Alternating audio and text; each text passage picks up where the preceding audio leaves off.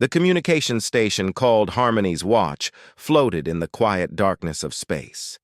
Inside, Velnara stared at her screens with all four of her eyes. She was a Chintari, a species known across the galaxy for their gentle nature and excellent hearing. Her long ears twitched as she detected something unusual in the endless stream of signals that passed through the station every day. There, a distress call. But this one felt wrong somehow. Velnara adjusted her equipment with her delicate fingers. The signal was weak and breaking apart, coming from a small world called Petal's Rest. She knew that place. The Miani people lived there. They were herbivores who had never known war in their entire evolutionary history.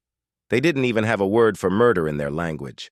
The voice on the transmission was panicked and high-pitched. "Please, anyone who can hear this, they came from the sky. They're hunting us like animals. They're killing everyone. They're taking our children and we can't stop them. Please, someone help." The signal cut off suddenly. Velnara felt her 3 hearts beating faster. She immediately sent the recording to the Galactic Council's Emergency Committee. Then she waited, her hands shaking slightly as she monitored the channel, hoping to hear more. But there was only silence from Petal's Rest. Within 2 hours, the Galactic Council convened in their great chamber. Representatives from 60 different species gathered, their forms ranging from the crystalline Zeltari to the floating gas beings called the Whispers. All of them were peaceful species. All of them had evolved on worlds that were kind and gentle compared to the nightmare planets that existed in the darker parts of the galaxy.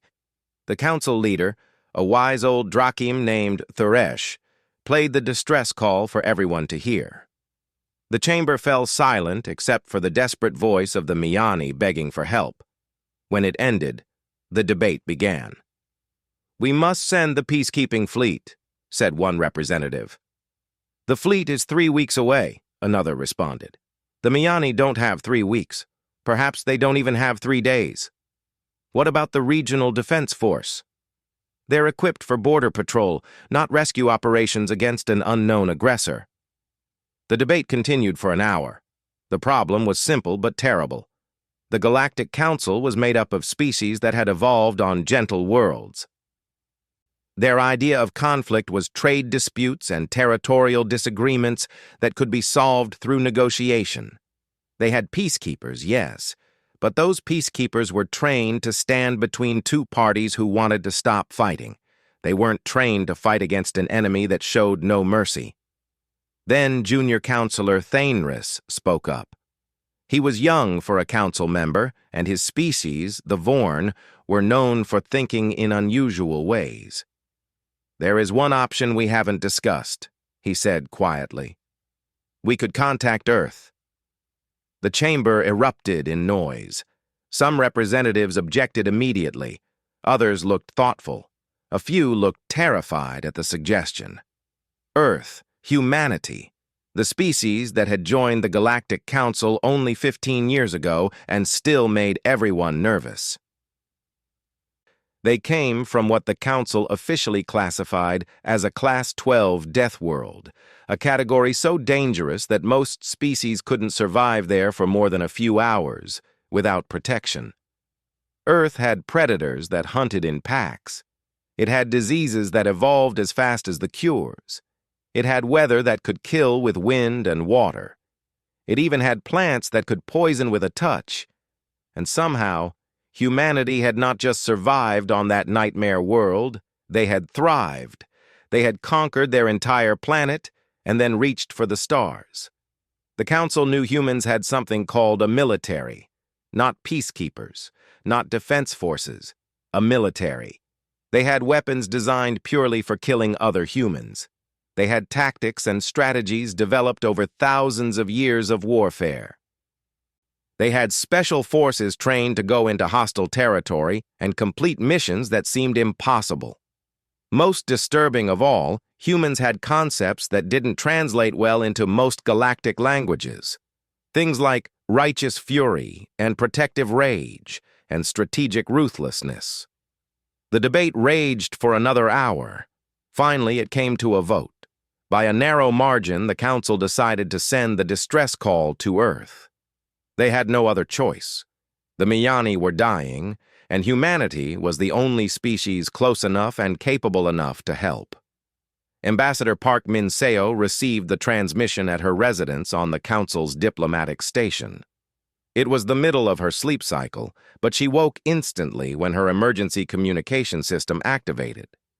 She was a career diplomat, someone who had spent 20 years building bridges between humanity and the galactic community.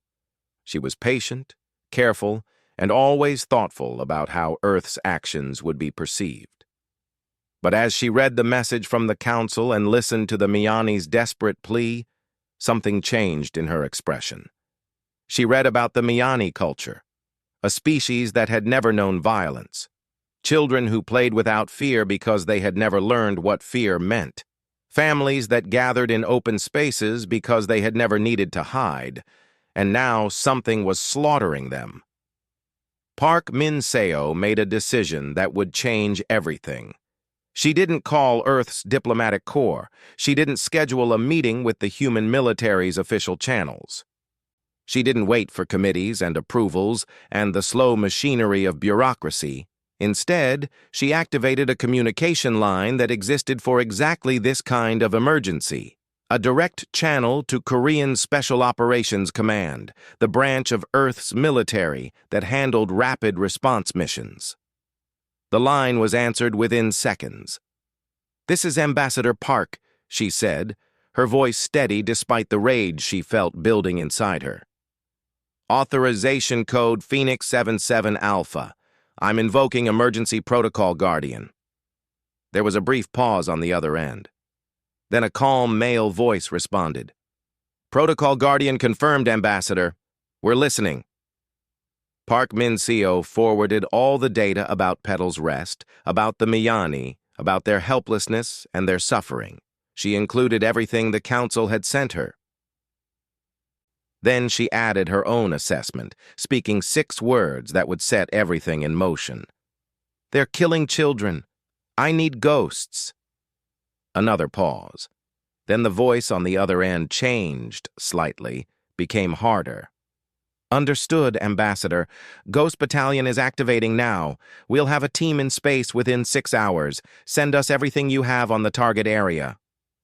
"Thank you," Park Min-seo said quietly. "No, Ambassador," the voice replied. "Thank you for trusting us with this. We won't let those people down." The communication ended. Park Min-seo sat in the darkness of her quarters for a long moment. She had just unleashed humanity's most elite warriors on an unsuspecting enemy. She knew what was about to happen. The ghosts were called that for a reason. They moved without sound, struck without warning, and completed their missions with efficiency that terrified even other human military units. But she felt no regret. Only a cold certainty that the Miyani would be saved. Whatever was hunting them was about to learn a hard lesson. In the galaxy, there were predators, and there were prey. But now there was something new, something that chose to protect the prey from the predators, something that had evolved on a world so deadly that it had learned to be deadlier. Humanity was coming, and they would show no mercy to those who showed none to others. The ship called Valiant's Edge cut through slipstream space at speeds that made even its advanced safety systems nervous. 12 hours had passed since Ambassador Park's call. 12 hours since the Ghost Battalion had mobilized. Inside the ship, 30 soldiers prepared for the mission ahead. They moved with the calm efficiency of people who had trained together for years. Each one wore light armor that could stop most energy weapons. Each one carried equipment that could mean the difference between life and death in combat. Major Choi Sung-jin stood in the briefing room, studying the holographic display that showed Petal's Rest and its settlements. She was 42 years old, with sharp eyes that missed nothing and a reputation for bringing her people home alive. She had led the Ghost Battalion for 5 years, and in that time, they had never failed a mission. "Listen up," she said, and the room fell silent. This is what we know. The Miyani are peaceful herbivores. No weapons, no military, no concept of violence. 3 days ago, raiders hit their world. We've identified the attackers as the Kreshatar. She pulled up images of the Kreshatar. They were reptilian predators, standing 7 feet tall with powerful legs built for running. They had sharp teeth and claws, and their eyes showed intelligence. Cold intelligence. The Kreshatar are raiders, Choi continued. They hit undefended worlds, take what they want, and disappear. The Galactic Council doesn't officially recognize them because admitting they exist means admitting they can't stop them. But we can. Corporal Lee Da-un raised her hand. She was the unit's chief medic, trained to save lives under impossible conditions. What's the civilian situation, Major? Choi's expression darkened. Not good. Initial scans show approximately 3,000 Miyani survivors scattered across 5 settlements. We estimate original population was closer to 8,000. She let that sink in. The Kreshatar are taking their time, hunting them for sport. The room went very quiet. Sergeant Kim Jae-hwan, the battalion's tactical specialist, spoke next. His voice was cold. Rules of engagement? Eliminate all hostile forces, Choi said simply. Rescue all civilians. No negotiations until the Miyani are safe. After that, we deliver a message these raiders won't forget. Corporal Yoon Ji-woo, their communications expert, looked up from her console. Major, the council liaison wants to speak with you. He's concerned about our mission parameters. Choi nodded. Send him in. The door opened and Pelkim entered. He was Chintari, like Velnara, who had first detected the distress call. His long ears were pressed flat against his head, a sign of nervousness in his species. He looked at the armed humans and had to suppress a shudder. To him, they looked like predators barely restrained. Major Choi, he said carefully, I've been reviewing your mission briefing. I must express concern about your planned approach. The Galactic Council prefers to negotiate before using force. Choi looked at him with steady eyes. Counselor Pelkim, do you know what negotiations look like to species like the Kreshatar? Well, most conflicts can be resolved through dialogue. They look like weakness, Choi interrupted gently. The Kreshatar prey on species that negotiate. They count on their victims being too civilized to fight back effectively. We're not going to negotiate with them while they're hunting children. Pelkim's ears twitched. But surely overwhelming force isn't the answer. The Council believes in proportional response. Proportional to what? Asked Sergeant Kim. How do we proportion our response to people who are hunting families for entertainment? Lee Da-un stood up and walked to the display. She pulled up footage that had been captured by automated satellites still functioning around Petal's Rest. It showed Kreshatar herding Miyani into groups, separating young ones from parents. The images were difficult to watch. This is what's happening right now while we debate, Lee said quietly. Every minute we wait, more of them die. The Major is right. We end this first. Then they can have all the dialogue they want. Pelkim looked at the images and felt something he had rarely experienced in his long life. It was anger, hot and unfamiliar. He had spent his career believing that all problems could be solved peacefully. But looking at those images, he understood something new. Peace was only possible when everyone wanted it. The Kreshatar didn't want peace. They wanted victims. I understand, he said finally. I will not interfere with your mission, but I want to observe. I need to see this for myself.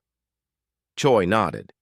You can watch from the command center, but Counselor, what you're about to see might be difficult. We're very good at what we do, and what we do is violence. Controlled, precise violence, but violence nonetheless. I understand, Pelkim repeated. The briefing continued. Yoon explained that she would hack into the Kreshatar communication network to create confusion. Kim detailed the approach vectors for 3 separate teams, hitting 3 different settlements simultaneously. Lee outlined medical triage procedures for treating wounded Miyani. As the briefing ended, the ship's AI announced they would arrive in 2 hours. The ghosts dispersed to make final preparations. Choi watched them go, feeling the familiar weight of command. She was about to lead her people into combat against an enemy that outnumbered them significantly. But numbers didn't matter when you had training, technology, and something else the Kreshtar couldn't understand: purpose. In the armory, Lee Da-un checked her equipment with methodical care. Medical supplies for treating everything from minor wounds to major trauma. Bandages designed to seal wounds on different alien biologies. Painkillers calibrated for Miyani metabolism. She packed extra supplies for treating children. Then she checked her weapons: a rifle for long-range work, a sidearm for close quarters, a knife that had been her grandfather's when he served in the Korean military decades ago. She wasn't just a medic. Every member of the Ghost Battalion was a soldier first. They had to be. Kim Jae-hwan studied the settlement layouts in his quarters. He marked positions for his snipers, identified cover and concealment points, calculated firing angles and sight lines. This was his art, making sure his people could move and fight with maximum efficiency and minimum risk. Yoon Ji-woo worked on her hacking programs, preparing to infiltrate systems designed by a species that thought they were untouchable. She smiled slightly. They had no idea what human cyber warfare looked like. In the command center, Choi stood with Pelkim, watching the final approach to Petal's Rest. The planet was beautiful, covered in purple and green vegetation. 3 small moons orbited it peacefully. It looked like paradise. "Major," Pelkim said quietly, "your people evolved on a death world. You could have become conquerors, raiders like the Kreshtar, but worse. Why didn't you?" Choi considered the question. "Because we remember what it was like to be the weak ones. Early in human history, we were prey too. We were hunted by things bigger and stronger than us. We survived by working together, by protecting each other. We learned that the strong have a responsibility to protect the weak, not prey on them."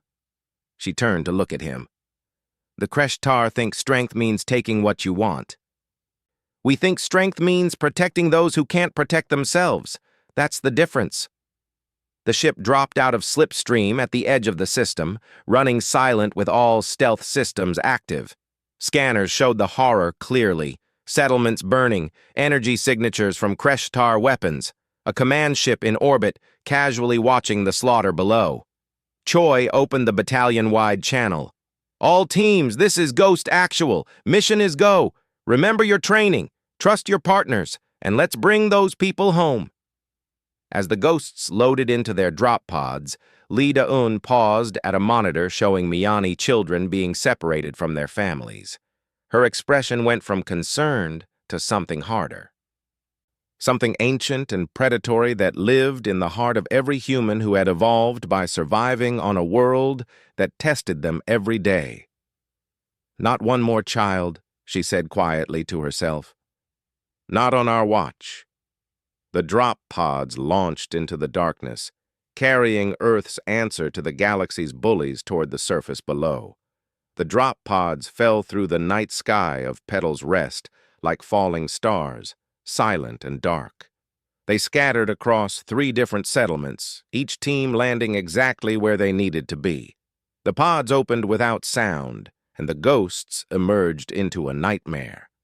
Major Choi Sung-jin's team landed outside the largest settlement, where 300 Miyani were trapped in the central plaza.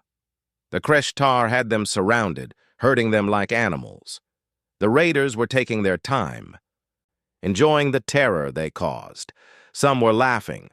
The sound carried clearly in the quiet night. Choi activated her helmet's advanced optics and scanned the area. 15 Kreshtar visible in the plaza. Another 20 patrolling the perimeter. More in the buildings. She counted 48 total hostiles. Her team was 8 soldiers. The odds meant nothing. "Kim, take your position," she whispered into her comm. "Yoon, start the interference. Lee, Be ready for casualties. Everyone else on my mark. Sergeant Kim Jae-hwan moved like a shadow to a building overlooking the plaza. He set up his rifle with practiced ease, scanning for targets through his scope. He could see the Kreshatar clearly now, big, confident, completely unaware they were being hunted. Yoon Ji-woo's fingers danced across her portable console. The Kreshatar communication network was primitive compared to human encryption. She was inside within seconds, uploading programs that would fill their channels with false reports and ghost signals. The raiders would think they were under attack from multiple directions. In the plaza, a Kreshatar leader barked orders in his harsh language. He pointed at a group of young Miyani and made a gesture. His soldiers moved to separate them from their parents. The Miyani cried out, but they had no way to resist. They had never needed to learn how. Choi watched through her scope and felt cold rage settle in her chest. She took a slow breath and opened the battalion channel. All teams, status. Team 2 in position, came the reply from the second settlement. Team 3 ready, from the third. Execute, Choi said simply. Kim fired first. The suppressed round from his rifle made almost no sound, but the Kreshatar guard on the perimeter went down instantly.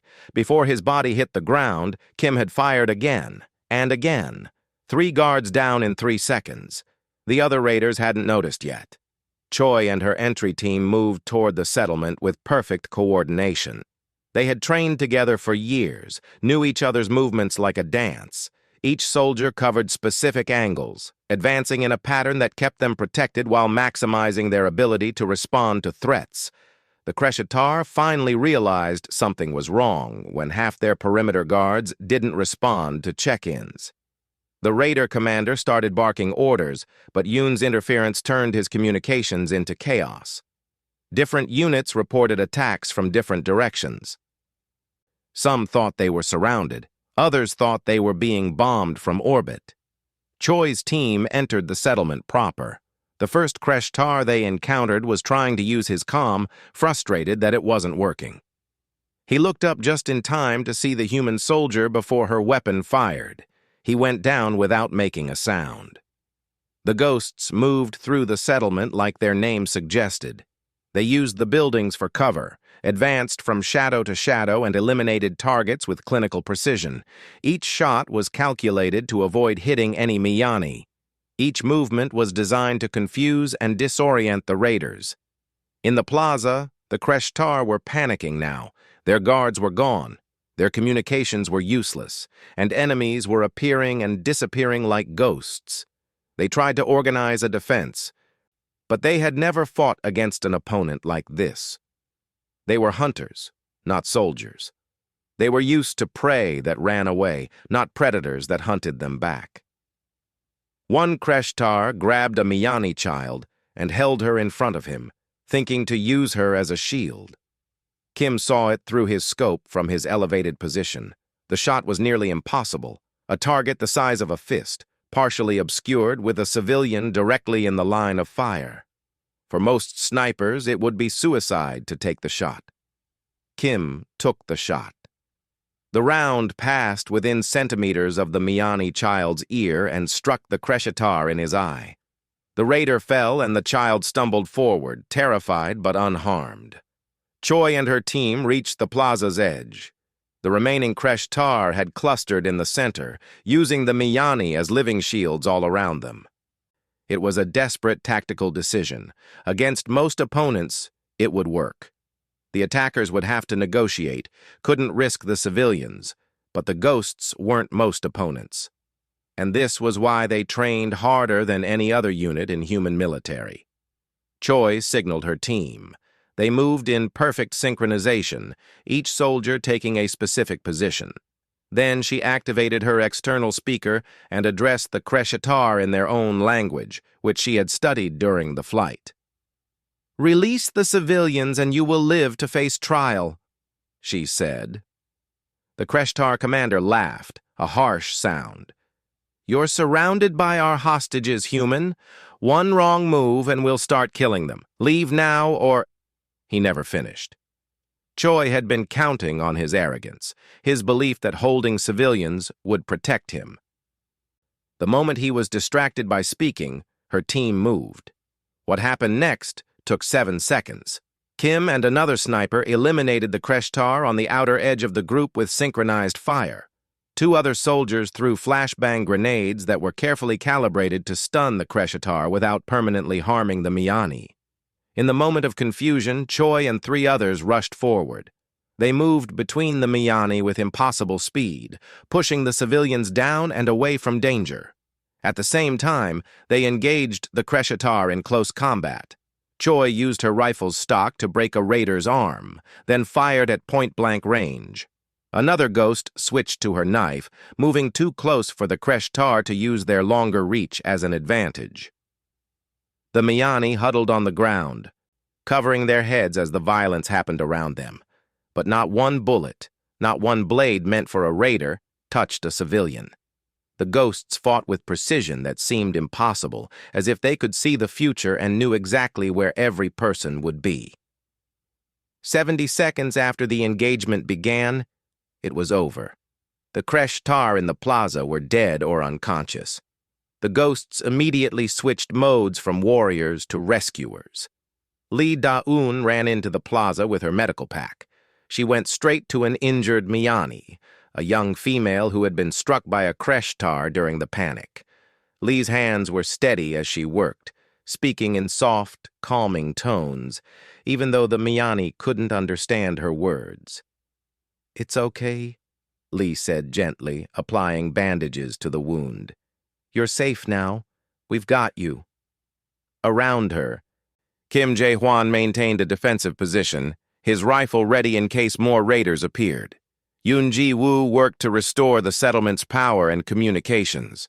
The other ghosts moved through the settlement, clearing remaining buildings and finding more Miani who had hidden.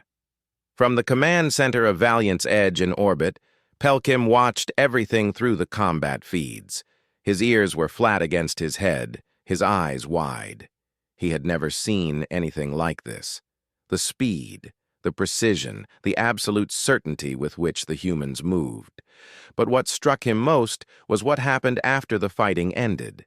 He watched Lee treating the wounded with gentle hands, watched another soldier giving water to frightened Miani, watched Choi kneeling down to speak with a group of children, her voice soft despite her armor and weapons. These humans were capable of terrible violence, but they wielded it like a surgeon's knife, cutting away threats while protecting the innocent. They weren't enjoying this. They were working, focused entirely on saving lives. Reports came in from the other 2 settlements. Team 2 had secured their objective with 0 civilian casualties. Team 3 the same. In total, 98 Kreshtar eliminated across all 3 sites. 0 human casualties, and most importantly, all surviving Miani rescued. But the mission wasn't over. Choi opened a channel to the Kreshtar command ship, still in orbit. She knew they had been monitoring the surface, watching their raiding parties go silent one by one. When the Kreshtar commander answered, his voice was angry and confused. "Who is this?" "What have you done to my soldiers?" Choi's voice was cold and clear. "This is Major Choi Sung-jin of the Human Ghost Battalion. Your soldiers came to this world to prey on innocent people. That ends now. You have one opportunity to survive this day. Power down your weapons and leave this system immediately. If you're still in orbit in 1 hour, we'll come up there and finish what we started." The Kreshtar commander laughed, but it sounded forced. "You dare threaten me? My ship has weapons that could destroy your—" 54 minutes. Choi interrupted. "And counting." She cut the connection and looked at her team securing the settlement around her. The Miani were being gathered in safe areas, treated for injuries, given food and water. Some of them were staring at the human soldiers with wide eyes, unable to process what had just happened. One small Miani child, no more than 5 years old by human standards, approached Lee Da-eun cautiously. She looked up at the armored human and held out a small purple flower. Lee took off her helmet, revealing her face, and accepted the flower gently. "Thank you," she said, smiling. The child didn't understand the words, but recognized the kindness. She ran back to her parents, chattering excitedly. Pelkim watched this through his monitor and understood something profound. Humanity's greatest weapon wasn't their Deathworld endurance or their advanced tactics. It was their choice. They chose to use their strength to protect rather than conquer. And that made them more terrifying to bullies than any weapon ever could. Commander Kreshnak stared at his communications console with growing fury. 54 minutes. That human had given him 54 minutes to flee like a coward. Him, a veteran raider who had pillaged 20 worlds without opposition. The arrogance of these Deathworlders was incredible. He paced his command bridge, his claws clicking on the metal floor. Below, on that miserable planet, his entire ground force had been eliminated in less than 30 minutes. 98 trained Kreshtar warriors gone. Not captured, not routed, eliminated. But he still had his ship, and his ship had weapons powerful enough to crack a moon. These humans thought they could intimidate him with one small vessel and threats? "Open a channel to Kreshtar Central Command," he ordered. "Tell them we have engaged a human military unit. Request immediate reinforcements." His communications officer worked the console, then looked up with confusion. "Commander, I can't establish a connection. Something's interfering with our long-range systems." Kreshnak's eyes narrowed. "Then use the backup systems." "Those are down too, sir, and our scanning suite just went offline. I don't understand. There's no physical damage to any systems. They're just not working." In orbit on the opposite side of the planet, Captain Han Jisoo smiled from the command chair of Valiant's Edge. "Status?" she asked her cyber warfare officer. "We're fully penetrated into their systems, Captain. They won't be calling for help or seeing us until we want them to." Han nodded. She was 50 years old, with gray streaking through her black hair and eyes that had seen more space combat than most officers experienced in a lifetime. She had commanded Valiant's Edge for 3 years. And in that time, her ship had never failed a mission. "Take us in," she ordered, "but slowly. I want them to have time to think about what's coming." The ship moved around the planet on a trajectory that would bring it into direct view of the Kreshtar vessel, but it did so with all stealth systems active, invisible to their sensors. Han checked the time. 40 minutes left of the deadline Choi had given. On the surface, Major Choi supervised the continued rescue operations. More Miyani were being found in hiding places throughout the settlements. Lee Da-un and her medical team worked steadily through injuries ranging from minor to severe.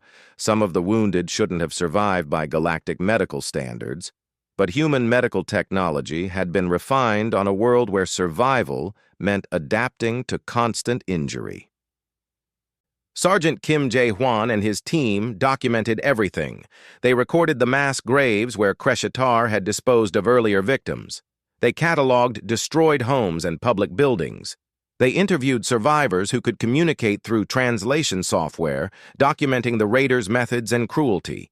Every piece of evidence would matter, not just for justice, but for the message they needed to send. Corporal Yoon Ji-woo approached Choi with her datapad. "Major, we've recovered the Kreshtar communication logs. You need to see this." Choi read through the translated text and felt her anger grow colder. The raids had been planned for entertainment. The Kreshtar had a whole network dedicated to identifying worlds with weak defenses and no military capabilities. Petal's Rest had been selected specifically because the Miyani were known to be completely helpless. "Send this to the captain," Choi said quietly. "She needs to know what we're dealing with." 20 minutes until deadline. Kreshnak's crew had finally spotted the human ship as it decloaked at close range. The Valiant's Edge hung in space like a predator, its weapons ports opening with deliberate slowness. "Battle stations!" Kreshnak roared. "Lock weapons on that ship and fire everything!" His weapons officer complied, but nothing happened. He tried again, confusion growing. "Commander, weapons are not responding." What do you mean, not responding? They're powered on, but the firing systems have been locked out. I can't override it. Kreshenok felt the first real fear creep into his chest. The humans had done this. Somehow they had infiltrated his ship's systems completely. He was sitting in a warship that couldn't fight back. Hanji Su opened a channel to the Kreshtar vessel. Her voice was calm and professional. Kreshtar ship. This is Captain Hanji Su of the human vessel Valiant's Edge. Your weapons are disabled. Your communications are disabled. Your propulsion will be disabled next. You have violated Galactic Council law by attacking a protected world. You will stand down and prepare to be boarded. This is piracy, Kreshenok shouted back. You have no authority to... His engines went offline. The ship shuddered as its power core was remotely throttled down to minimum. They were dead in space now, helpless. But Han wasn't done. She looked at her tactical officer. Begin Phase 2. What happened next was calculated to send a specific message. Valiant's Edge didn't simply destroy the Kreshtar ship. That would have been quick and merciful. Instead, it began systematically dismantling it. First, precise energy beams severed the weapons arrays, then the communication towers, then the sensor arrays. Each action was broadcast on an open channel that Yoon had ensured would be picked up by every Kreshtar receiver within 50 light years. Kreshenok watched his ship being taken apart, piece by piece. His crew panicked around him, but there was nothing they could do.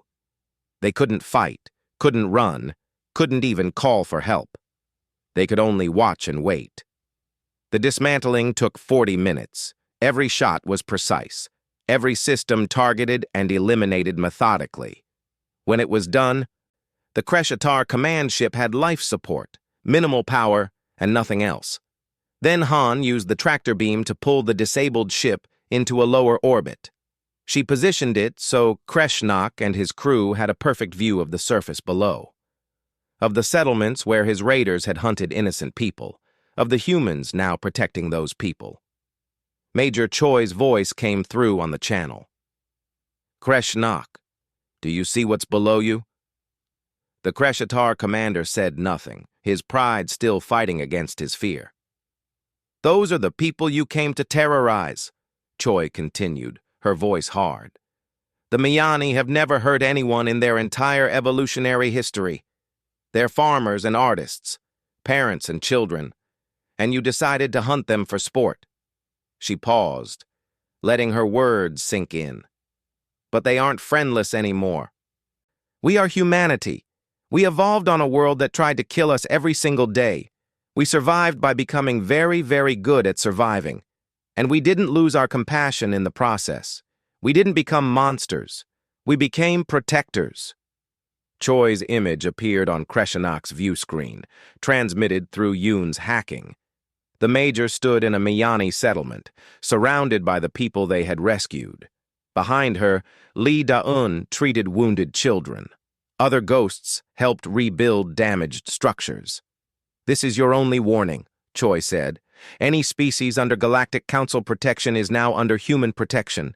Touch them again, anywhere, and we will find you. We won't negotiate. We won't give you time to prepare. We will simply come, and we will be thorough. We will be relentless. And we will be perfectly ruthless in defending those who cannot defend themselves. She stepped closer to the camera, her eyes boring into Kreshenok's. You're going to limp back to your people. You're going to tell them what happened here. You're going to explain that the galaxy has changed. There are Deathworlders now who choose to protect instead of prey. And if you ever forget this lesson, we'll be happy to teach it again. The transmission ended. Han's tactical officer looked at her. Captain, shall we destroy the ship? No, Han said. We need them to carry the message. Restore minimal propulsion. Just enough to get them to the nearest Kreshtar outpost, then release them. It was done within minutes. The Kreshtar ship's engines came back online with barely enough power to leave the system. Kreshenok sat in his command chair. surrounded by his defeated crew, and made the decision to survive. He set course away from Petal's Rest and engaged what little propulsion remained. As the raider ship limped away, every member of its crew understanding exactly how thoroughly they had been defeated, Han opened a channel to Choi. "Surface team, this is Valiant's Edge. The threat is neutralized. Good work down there." "Thank you, Captain," Choi replied. "But we're not done yet. We found evidence of at least 7 other Kreshtar raiding groups, sending you the data now." Han studied the information and nodded slowly. "We'll forward this to Earth Command and the Galactic Council. This whole network needs to be dismantled." From his observation post, Pelkim had watched everything. The systematic destruction of the raider ship. The clinical precision of the message being sent. The care with which the humans had ensured survivors who could spread the word of what happened. He finally understood what made humans different. They had learned the language of predators because they had to, but they used that language to protect the prey rather than join in hunting them. In the settlements below, Miyani survivors were beginning to process what had happened. Their world had been invaded by monsters from space, and then other beings from space had come and driven the monsters away. These new beings were frightening in their efficiency, but gentle in their protection. One elderly Miyani approached Major Choi through a translator. "Why did you help us? Your people don't know us. We have nothing to offer you." Choi smiled, and for a moment, the warrior's hardness left her face. "We helped because you needed help. That's reason enough. Besides, we do know you. We know you're good people who just want to live in peace, and we've decided that peace is worth protecting." The elderly Miyani touched her hand gently, a gesture of deepest respect in Miyani culture. "Thank you, Sky Warrior. We will never forget this." As the first sun of Petal's Rest rose over the horizon, casting purple and gold light across the settlements, the humans continued their work, rescuing, healing, rebuilding, and sending a message that would echo across the galaxy. The Deathworlders had arrived, and they chose to be protectors. 3 days after the rescue at Petal's Rest, Ambassador Park Min-seo stood before the full Galactic Council.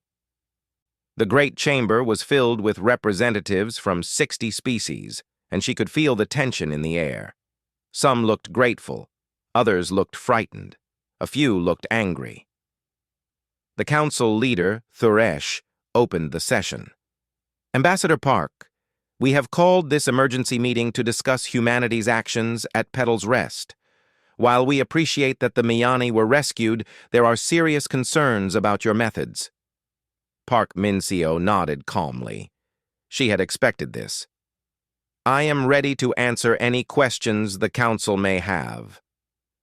A representative from the Zeltari crystalline species spoke first, his voice resonating musically. "Ambassador, humanity deployed military forces without official council approval. You acted unilaterally in a situation that should have been handled through proper diplomatic channels." Another representative added, "And the force used was excessive. Complete elimination of the raider ground forces, systematic destruction of their command vessel. These actions violated council protocols regarding proportional response." More voices joined in.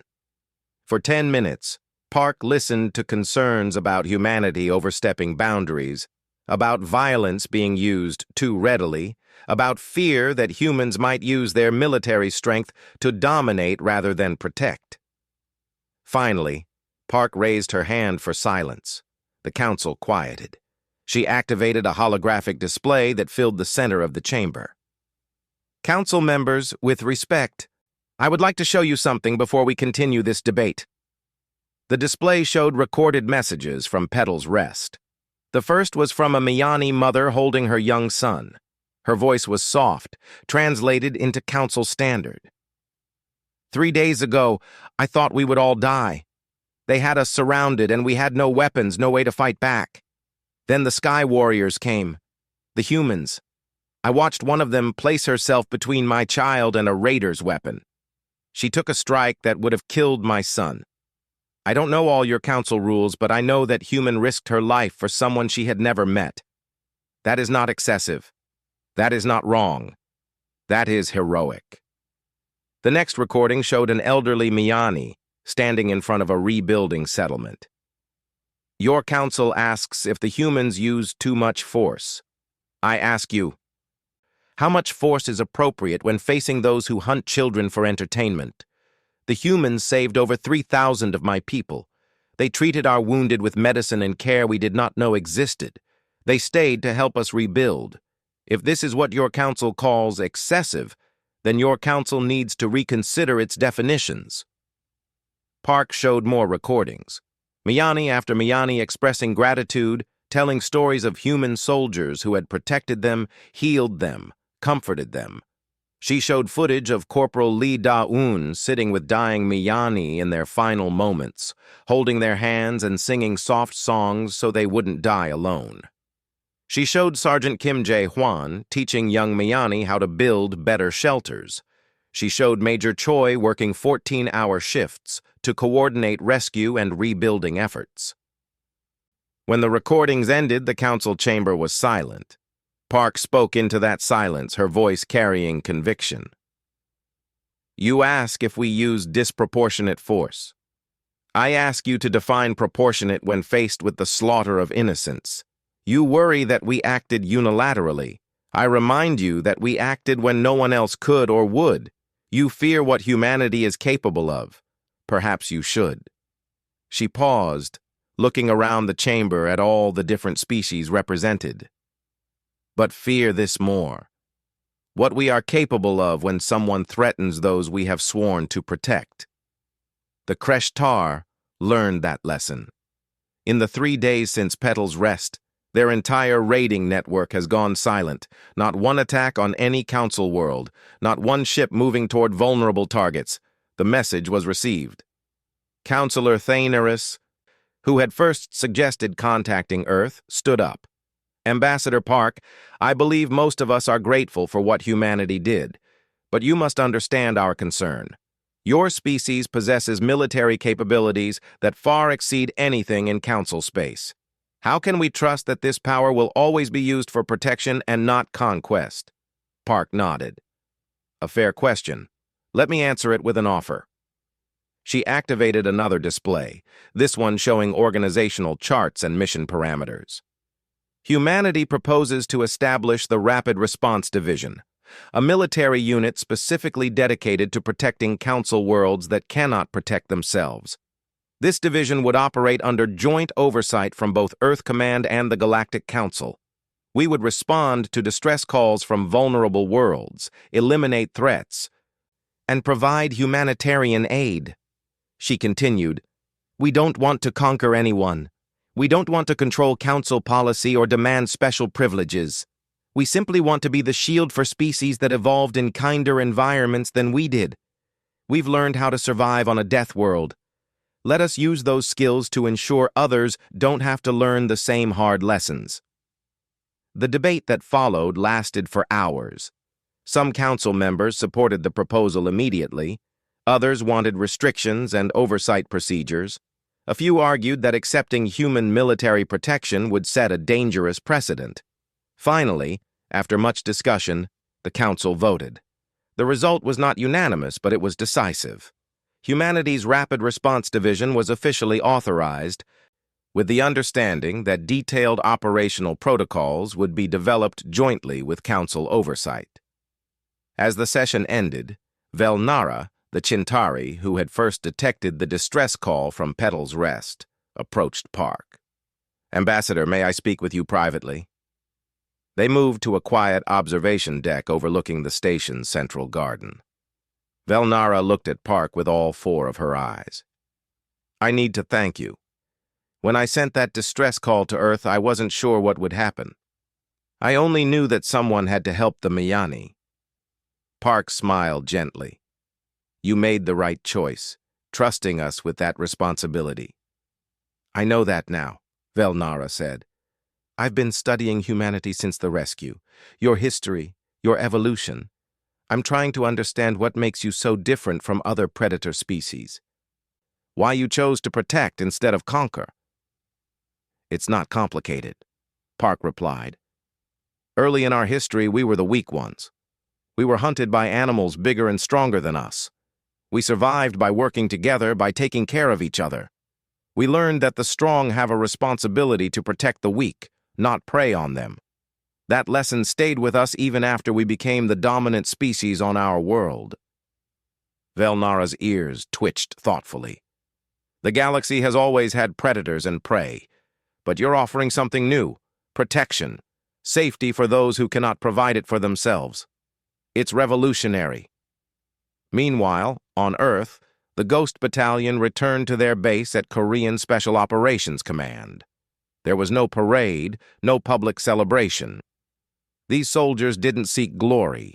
They had done their job, and now they were home. Major Choi Sung-jin walked through the base's memorial garden, a quiet place where they remembered fallen comrades and honored those they couldn't save. She placed a small purple flower, the kind that grew on Petal's Rest, in front of the memorial wall. Then she updated the inscription beneath the Ghost Battalion's emblem with a new line. We are humanity's answer to the galaxy's bullies. Corporal Lee Da-eun visited the medical center where she had trained. She spent the afternoon teaching young medics about treating alien biology, sharing what she had learned on Petal's Rest. She told them about the Miyani, about their fragile bodies and kind hearts. She told them that medicine wasn't just about saving lives. It was about giving comfort, showing compassion, being gentle even in the midst of violence. Sergeant Kim Jae-hwan reviewed the mission reports with his tactical team. They analyzed what had worked, what could be improved, and how to better protect civilians in future operations. The review was clinical and professional, but Kim added a personal note in the final report. Every life saved justifies our existence. Every child who gets to grow up in peace makes the hard choices worth it. Corporal Yoon Ji-woo worked with intelligence analysts to track remaining Kreshtar raiding groups. The network was breaking apart, leaders going into hiding, raiders abandoning their operations. The message from Petal's Rest had spread faster than expected. Other raider groups were reconsidering their tactics. Some were disbanding entirely. The news reached other vulnerable worlds across the galaxy. Peaceful species who had lived in fear of raiders now had hope. The Miyani shared their story widely, telling anyone who would listen about the humans who had saved them. Other species began requesting that human rapid response units be stationed in their regions. On Petal's Rest itself, life slowly returned to normal. The settlements were rebuilt with help from both human engineers and Miyani workers learning new construction techniques. The mass graves received proper memorials. Survivors began the long process of healing from trauma. 1 month after the rescue, Major Choi received a package from Petal's Rest. Inside was a small wooden carving, a Miyani art form, showing a human soldier kneeling to offer a hand to a Miyani child. Beneath it was a plaque with words in both Miyani and Korean, Gamsahamnida, thank you, protectors. Choi placed the carving in the Ghost Battalion's common room, where all her soldiers could see it. It became a reminder of why they did what they did. Not for glory or power, but for the chance to be the ones who answered when the weak cried out for help. The Valiant's Edge remained on standby in high orbit above Earth, ready to deploy at a moment's notice. Its crew maintained constant readiness, monitoring distress calls across Council space. Captain Han Ji-soo reviewed new mission protocols daily, ensuring her ship and crew could respond to any threat. In the ship's command center, a plaque had been installed beside the main view screen. It bore a simple promise in multiple languages, put there by Han herself. We hear, we come, we protect. Pelkim returned to Harmony's watch. the monitoring station where Velnara had first detected the Miani distress call. He had changed during his time observing the humans. He understood now that peace couldn't be maintained through passivity alone. Sometimes it required strong protectors willing to stand between the innocent and those who would harm them. He updated the station's protocols to create a direct emergency channel to Earth's Rapid Response Division. If another distress call like the Mianis came through, help would arrive even faster next time. Across the galaxy, the story spread. The tale of Deathworlders who chose to be heroes instead of conquerors. Species who had been hunted suddenly found they had guardians. Raiders who had operated with impunity discovered there were consequences for their actions. In the Galactic Council chambers, a new section was added to the Central Archives. It documented the Petal's Rest Rescue in detail, recording it as a turning point in galactic history. The day when humanity showed the galaxy what Deathworld strength could mean when guided by Deathworld compassion. Ambassador Park Min-seo stood in her office late one night, looking out at the stars. Somewhere out there, the Miani were sleeping safely in their beds. Somewhere out there, other species knew they weren't alone anymore. And somewhere out there, the Ghost Battalion waited, ready to answer the next call. She thought about what Velnara had said, that humanity was offering something revolutionary. But Park knew it wasn't revolutionary to humans. It was simply what they had always believed, that strength without compassion was tyranny, that power without purpose was corruption, and that the strong had an obligation to protect the weak. Humanity had evolved on a world that tried to kill them every day. They had survived by learning to be harder, faster, and smarter than everything that hunted them. But they had also survived by taking care of each other, by standing together against threats, by refusing to leave anyone behind. Now they were bringing those lessons to the galaxy, and the galaxy, for all its initial fear and concern, was learning that Deathworlders could be exactly what was needed. Not conquerors, not destroyers, but protectors who would answer any cry for help with perfect ruthlessness in defending the innocent. The message was clear, sent across every channel, received by every species. Touch the defenseless, and humanity will come. They will find you. They will stop you. And they will do so with the efficiency, determination, and absolute certainty of beings who evolved by turning a deadly world into a home. The Deathworlders had arrived, and they had chosen to be the galaxy's protectors. The gentle species could finally rest easy, knowing that someone who understood violence would ensure they never had to.